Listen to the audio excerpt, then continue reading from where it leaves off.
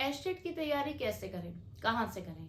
तो अगर आप भी एस्टेट की तैयारी करना चाहते हैं और आप बिगनर हैं तो ये वीडियो आपके लिए है। और अगर आप एस्टेट की तैयारी कर रहे हैं और आपके एग्जाम में अब सिर्फ और सिर्फ एक महीना रह गया है, जैसा कि आप सब जानते हैं कि न्यूज़पेपर में आपकी न्यूज़ आ चुकी है कि आपका एस्टेट का एग्जाम नेक्स्ट मंथ 17 या 18 जनवरी में होने की पूरी पूरी संभावना है।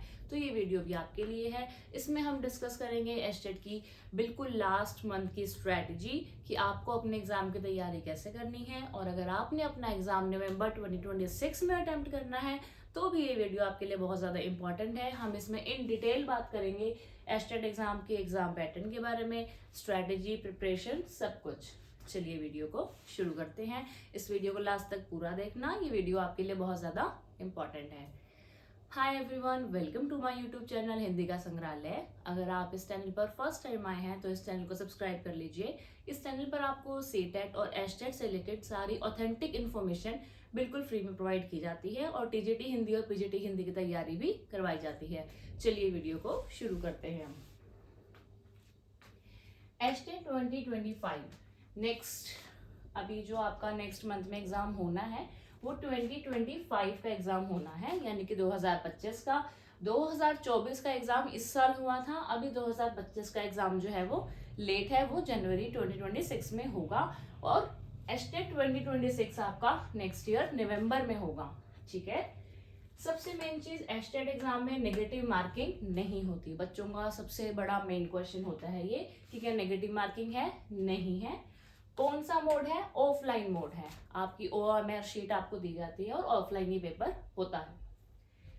Next, level 1, level 2, level 3, 3 levels होते हैं एस्टेट एग्जाम के। उसका मतलब क्या है? लेवल 1 होता है आपका पीआरटी के लिए, क्लास 1 to 5। लेवल 2 होता है टीजीटी के लिए, क्लास 6 to 8। और लेवल 3 होता है आपका पीजीटी के लिए, क्लास 9 to 12। इसे अटेम्प्ट करने के लिए आपके पास मास्टर्स होनी चाहिए। इसे अटेम्प्ट करने के लिए आपके पास ग्रेजुएशन और बीएड होना चाहिए, और बीएड यहाँ पर भी होना चाहिए ऑफ कोर्स।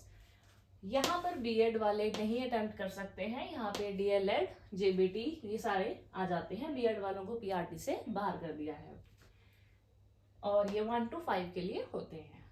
नेक्स्ट, पीआरटी में सीडीपी 30 मार्क्स की आती है। सीडीपी होती है आपकी child development pedagogy. Language Hindi आती है आपकी 15 नंबर की।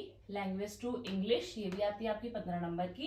क्वांटिटेटिव एप्टीट्यूड आता है आपका 10 नंबर का। रीजनिंग आती है आपके 10 नंबर की। हरियाणा जीके आती है आपके 10 नंबर की। और मैथ आता है आपका 30 मार्क्स का। ईवीएस यानी कि एनवायरमेंटल स्टडीज, ये आपका 30 मार्क्स का।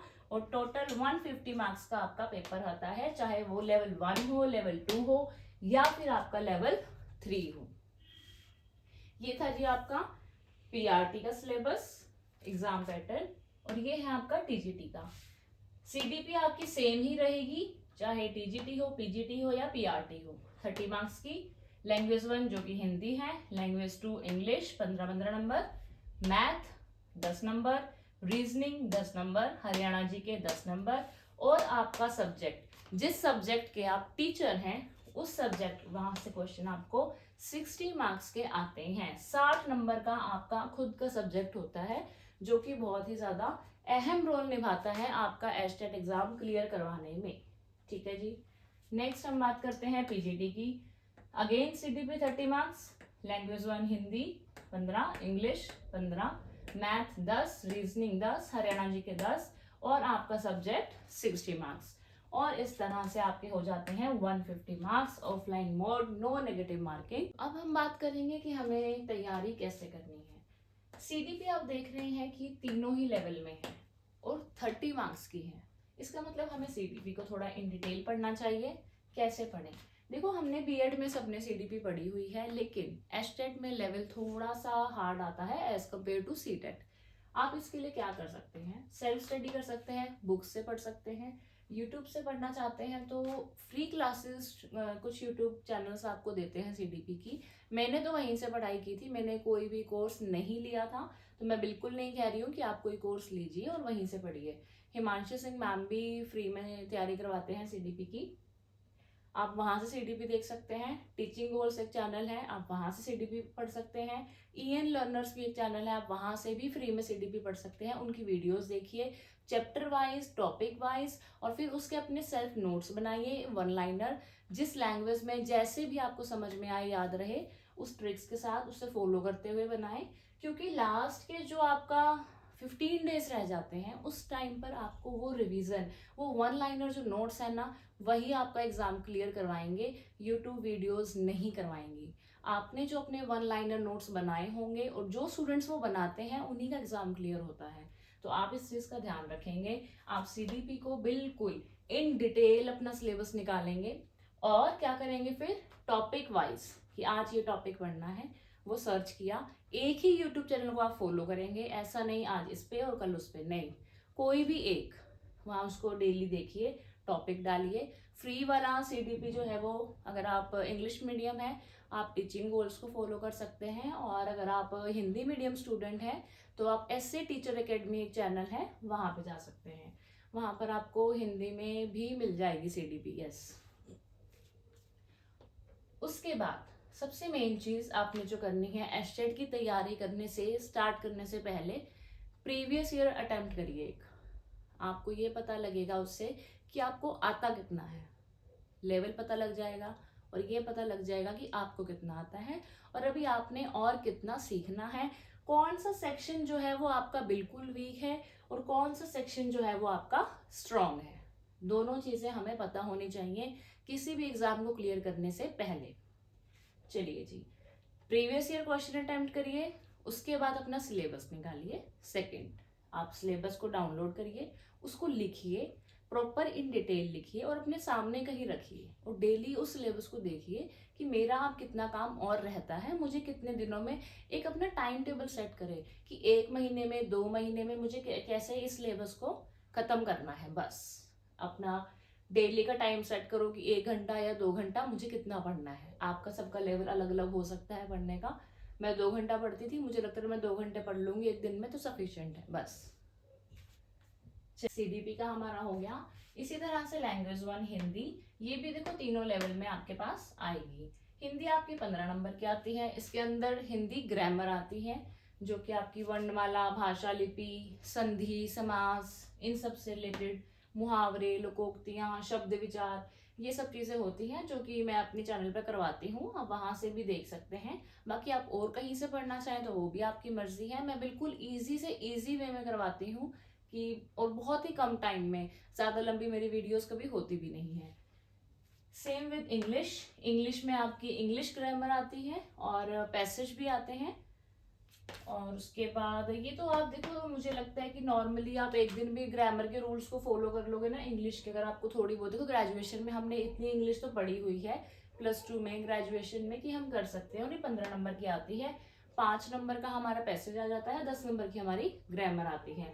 हिंदी में 15 की 15 नंबर की A to Z ग्रामर आती है, बिल्कुल भी और कुछ नहीं आएगा। मैथ्स आपका 10 नंबर का आता है। थोड़ा सा लेवल अच्छा होता है, मतलब मैथ्स का आपको अगर आता है मैथ्स करना तो ही आप सॉल्व कर सकते हैं, तुक्के इसमें बिल्कुल भी नहीं लगते हैं, ठीक ठाक लेवल देते हैं स्टेट वाले मैथ्स का।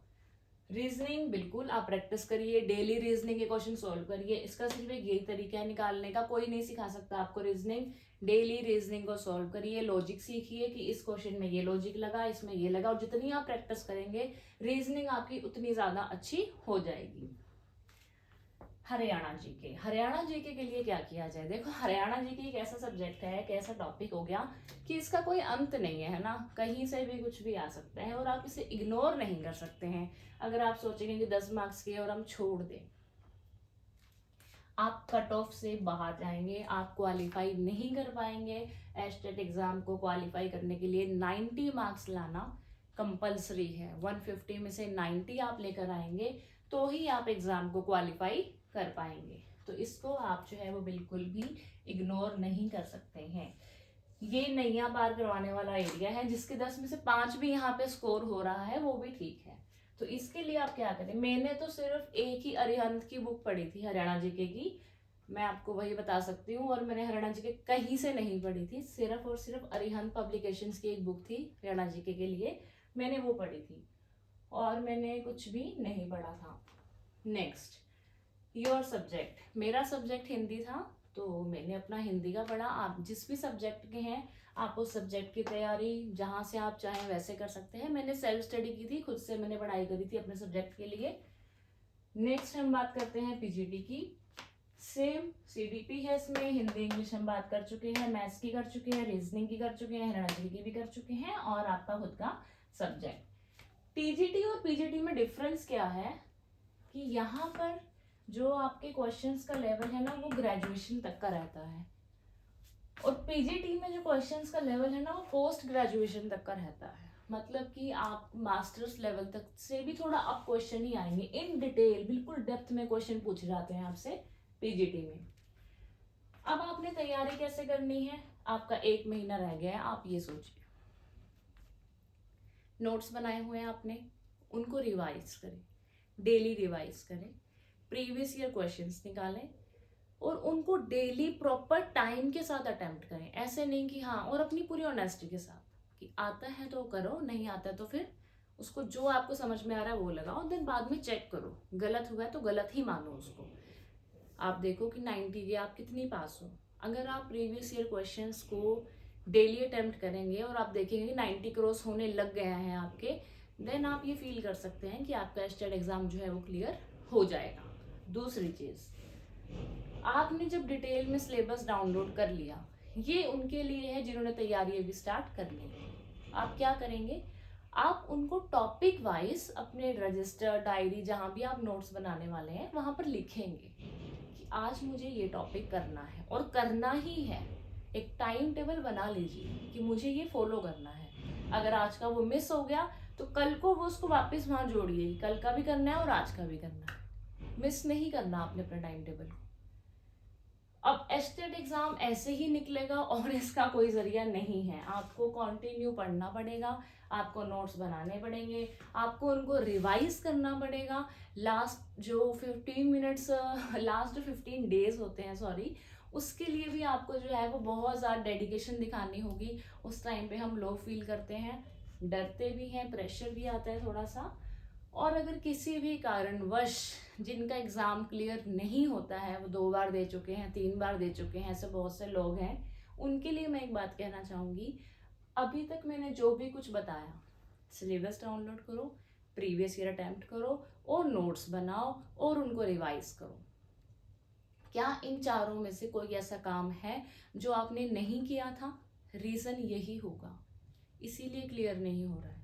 हम नोट्स बना लेते हैं तो हम रिवाइज नहीं करते। बिना रिवीजन के तो किसी को कुछ भी सारा टाइम याद रह ही नहीं सकता, चाहे वो कितना ही बड़ा स्कॉलर क्यों ना हो। हर किसी को रिवीजन चाहिए, तो प्लीज़ आप उस चीज़ की रिवीजन ज़रूर करिए जिसकी भी आप नोट्स बना रहे हैं, और अपने सब्जेक्ट पे कमांड अच्छी खासी होनी चाहिए, क्योंकि ये 60 नंबर का 60 मार्क्स बहुत मायने रखते हैं, है ना। 90 में से 60 मार्क्स का हमारा सब्जेक्ट है, जिसमें हमें ज़्यादा नहीं तो 40 तो कम से कम, मिनिमम कह रही हूँ मैं कि 40 हमें यहीं से स्कोर करना है। प्लस 40 हो तो बहुत अच्छी बात है, लेकिन मिनिमम 40 आपके यहीं से आने चाहिए। अपने सब्जेक्ट पे कमांड बहुत ज़्यादा, सबसे ज़्यादा अपने सब्जेक्ट पे रखिए। उसके बाद सीटीपी 30 मार्क्स की, इसमें टारगेट रखिए कि 20 प्लस ही आए हमेशा आपके, जब भी प्रीवियस ईयर अटेम्प्ट करें। इसका और कोई तरीका है ही नहीं। एक सेक्शन डिवाइड करिए कि हाँ मैं यहाँ से 40 ले सकता हूँ, यहाँ से मैं 20 ले सकता हूँ, यहाँ से मैं हिंदी है, किसी किसी की अच्छी हो सकती है 10 प्लस ले सकता है, किसी किसी इंग्लिश प्लस अच्छी हो सकती है, वो इंग्लिश में 10 प्लस जा सकता है। अब मैथ सबका अच्छा नहीं होता, 3 तो आप मैथ में ले ही सकते हो, पर रीजनिंग में मानूंगी कि आपकी सबकी 5 प्लस आनी चाहिए, क्योंकि आप प्रैक्टिस करेंगे।